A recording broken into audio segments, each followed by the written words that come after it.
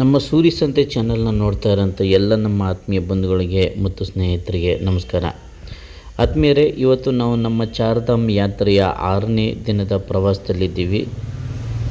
ನಾವು 2 ದಿನ ಉತ್ತರ ಕಾಶಿನಲ್ಲಿ ಹಾಲ್ಟ್ ಆಗಿದ್ದೀವಿ ಸ್ನೇಹಿತರೆ. ಇವಾಗ ರಾಂಪುರ್ಗೆ ಹೋಗ್ತಾ ಇದ್ದೀವಿ. ರಾಂಪುರದಲ್ಲಿ ಒಂದು 2 ನೈಟ್ಸ್ 3 ಡೇಸ್ ಹಾಲ್ಟ್ ಆಗ್ತೀವಿ. ನಾವು ರಾಂಪುರದಲ್ಲಿ ಉಳ್ಕೊಂಡೆ ಅಲ್ಲಿಂದನೇ ನಾವು ಮತ್ತೆ ಕೇದಾರನಾಥ ದರ್ಶನಕ್ಕೆ ಹೋಗಬೇಕು. ಜರ್ನಿ ಇದು ಒಂದೇ ವೆಹಿಕಲ್ ಹೋಗೋಕ್ಕೆ ಆಗುವಂಥ ರಸ್ತೆ ಇದು. ನಿಜವಾಗ್ಲೂ ಇಲ್ಲಿ ಡ್ರೈವ್ ಮಾಡೋಂಥವ್ರಿಗೆ ಭಯಂಕರ ತಾಕತ್ತಿರಬೇಕು.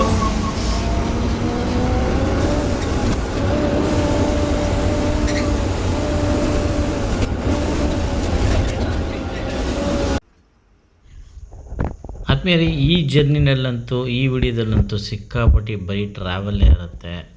ಟ್ರಾವೆಲಲ್ಲಿ ಅದ್ಭುತವಾದ ಲೊಕೇಶನ್ಸು, ಆ ಕೆರೆ ಎಷ್ಟು ಡೀಪ್ ಅಂತಂದರೆ ನಮಗೂ ಕೆಳಗಡೆ ಭೂಮಿಗೂ ಹೆಚ್ಚು ಕಮ್ಮಿ ಒಂದು 250, 300, 500 ಅಡಿ ಹತ್ತತ್ರ ಇರುತ್ತೆ. ಅಂಥ ಕಡಿದಾದ ದಾರಿಯಲ್ಲಿ ಹೋಗ್ತಾ ಇರ್ತೀವಿ ಜರ್ನಿ. ಇಲ್ಲಿ ಮಿನಿ ಮಾರಿಷಸ್ ಅಂತ ಒಂದು ಕರೆಸ್ಕೊಳ್ಳೋಂಥ ಒಂದು ಅದ್ಭುತವಾದ ಜಾಗ ಇದೆ ಅಂತೆ. ಖಂಡಿತ ಅದನ್ನು ಕೂಡ ಬಂದು ನಿಮಗೆ ರಿಮೈಂಡ್ ಮಾಡ್ತೀನಿ. ಇಲ್ಲಿ ನೋಡಿದ್ರೆ ಗೊತ್ತಾಗುತ್ತೆ, ಈ ರಸ್ತೆ ನೋಡಿದ್ರೆ ನಮಗೆ ಗೊತ್ತಾಗುತ್ತೆ. ಸೊ ಇವಾಗಲೇ ಹೀಗಿದೆ, ಇನ್ನು ರೈನಿ ಸೀಸನಲ್ಲಿ ಈ ಸ್ಥಳ ಹೇಗಿರುತ್ತೆ ಅಂತ ಯಾರು ಇಮ್ಯಾಜಿನ್ನೇ ಮಾಡ್ಕೊಳಕ್ಕಾಗಲ್ಲ. ನಿಮ್ಮ ಬಲಗಡೆಯಿಂದ ಮಳೆ ಬರ್ತಾ ಇದ್ದರೆ ಯಾವ ಕ್ಷಣದಲ್ಲಿ ಬೇಕಾದರೂ ಲ್ಯಾಂಡ್ ಸ್ಲೈಡಿಂಗ್ ಆಗ್ಬೋದು. ಸೊ ಕೆಲವು ಜನ ಎಲ್ಲ ಆಟ ಆಡ್ತಾಯಿದ್ದಾರೆ, ಕೆಲವರು ಮೊಬೈಲ್ ನೋಡ್ತಿದ್ದಾರೆ, ಕೆಲವರು ಮಲಗಿದ್ದಾರೆ. ಸೊ ಎಲ್ಲರೂ ಬೆಳಗ್ಗೆನೇ ಬೇಗ ಎದ್ದು ಹೊರಟಿರೋದ್ರಿಂದ ಇದು ಸಿಕ್ಕಾಪಟ್ಟೆ ಲಾಂಗ್ ಡಿಸ್ಟೆನ್ಸ್ ಇತ್ತು. ನಮಗೆ ಇಡೀ ದಿನ ಟ್ರಾವೆಲ್ ಅನ್ನೋ ಥರನೇ ಇದ್ದಿದ್ದು ರಾಂಪುರಕ್ಕೆ. ಸೊ ನಾವು ಇಲ್ಲಿಂದ ಮತ್ತೆ ನಾಳೆ ಬೆಳಿಗ್ಗೆ ಕೇದಾರ್ನಾಥ್ಗೆ ಹೋಗೋ ಪ್ರೋಗ್ರಾಮ್ ಇದ್ದಿದ್ದು. ಒಂದು ದಿವಸ ಒಂದು ಅರ್ಧ ಗಂಟೆಗೆ ಮಾಡಿದ್ದಂದ್ರೆ ಅಲ್ಗಳೆಲ್ಲ ಓಹೋ ಡೇಂಜರ್ ರೋಡ್ ಸರ್ ಇದೆಲ್ಲ. ಅಂದ್ರೆ ನಮ್ದು ಹ್ಯಾಪಿ ಜರ್ನಿ ಇರ್ತದಲ್ಲ. ಓಕೆ, ನಾವು ಮಾಡಿದ್ದು ಅಂದ್ರೆ ಇಲ್ಲ ಇಲ್ಲೇನೋ ಲ್ಯಾಂಡ್ ಸ್ಲೈಡಿಂಗ್ ಆದ್ರೆ ಪ್ರಾಬ್ಲಮ್ ಆಯ್ತು. Traffic jam. ಹೌದು ಸರ್, ಮೇನ್ಗೆ ಟ್ರಾಫಿಕ್ ಜಾಮು, ಮೇನ್ ಒಂದು ಲ್ಯಾಂಡ್ ಸ್ಲೈಡಿಂಗ್.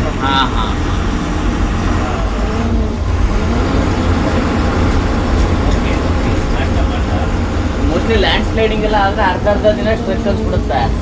ಒಂದು ದಿನ 2 ದಿವಸ ಆಗ್ತದೆ ಸರ್. ನಾರ್ಮಲ್ ಇದು ನಾರ್ಮಲ್ ಇತ್ತು ಅಂದ್ರೆ ಒಂದು 1 day ಇರುತ್ತೆ ಸರ್. ಇದು 5 hours 6 hours. ನಿನ್ನೆ ನೋಡೋದು ಅಲ್ಲ, ಹೆಚ್ಚು ಕಮ್ಮಿ 3 hours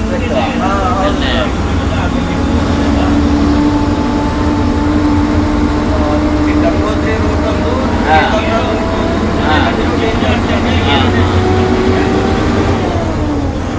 ಕೇಳಿದ್ರಲ್ಲ ಆತ್ಮೀಯರೇ, ಒಂದೊಂದು ಸಲ ಲ್ಯಾಂಡ್ ಸ್ಲೈಡಿಂಗ್ ಆಗ್ಬಿಟ್ರೆ 1 ದಿನ 2 ದಿನ ತನಕನೂ ಹೋಗ್ಬಿಡುತ್ತಂತೆ. ಸೊ ಅಂಥ ಜಾಗದಲ್ಲಿ ನಾವು ಟ್ರಾವೆಲ್ ಮಾಡ್ತಾಯಿದ್ದೀವಿ. ಈಗ ರಾಂಪುರದಿಂದ ಸೀತಾಪುರ ಅಂತ ಬರುತ್ತೆ, ಅಲ್ಲಿಗೆ ಹೋಗಿ ಹಾಲ್ಟ್ ಹಾಕಬೇಕಾಗತ್ತೆ.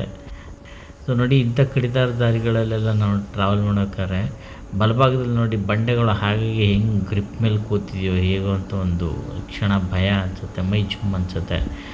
ಮಳೆ ಗಾಳಿ ಜಾಸ್ತಿ ಆದಾಗ ಖಂಡಿತ ಮಳೆಗೆ ಕೊಚ್ಕೊಂಡು ಬರುತ್ತೆ ಮೇಲ್ಗಡೆಯಿಂದ ನೀರು, ಆ ನೀರು ಜೊತೆ ಮಣ್ಣು ಕುಸ್ಕೊಂಡ್ಬರುತ್ತೆ.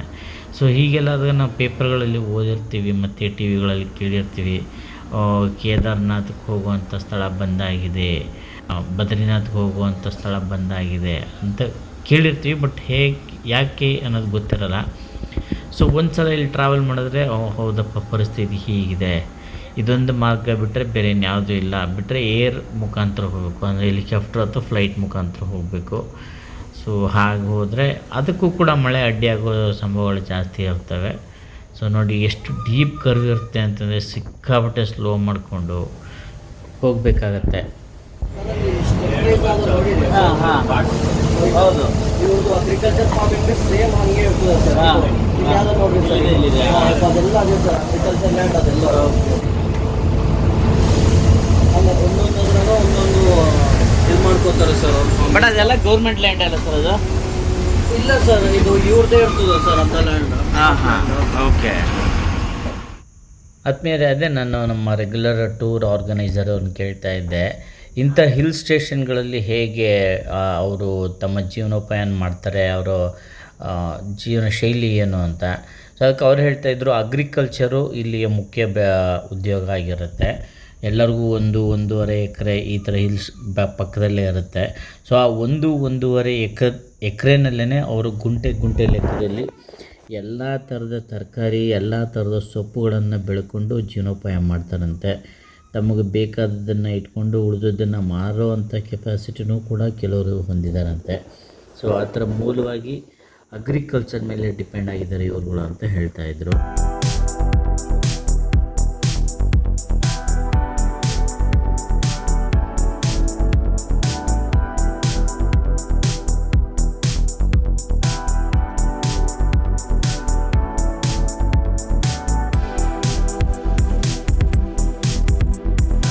ಈ ಮಾಲ್ದೀವ್ಸ್ ಸೇಮ್ ಹಿಂಗೆ ಆದ್ಮೇಲೆ ಇದಕ್ಕೆ ಮಿನಿ ಮಾಲ್ಡೀವ್ಸ್ ಅಂತ ಕರೀತಾರಂತೆ.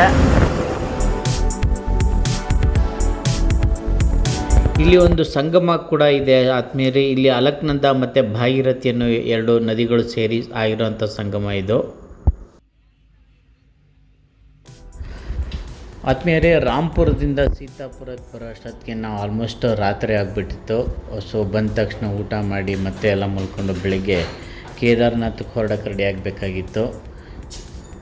ಸೊ ನಾಳೆ ಕೇದಾರ್ನಾಥದ ಜರ್ನಿ ಹೇಗಿರುತ್ತೆ ಅಂತ ನಿರೀಕ್ಷೆ ಮಾಡ್ತಾಯಿರಿ. ಈ ಥರ ವಿಶೇಷವಾದ ವೀಡಿಯೋಗಳಿಗೆ ನೋಡ್ತಾಯಿರಿ Suri Sante channel. Thank you so much.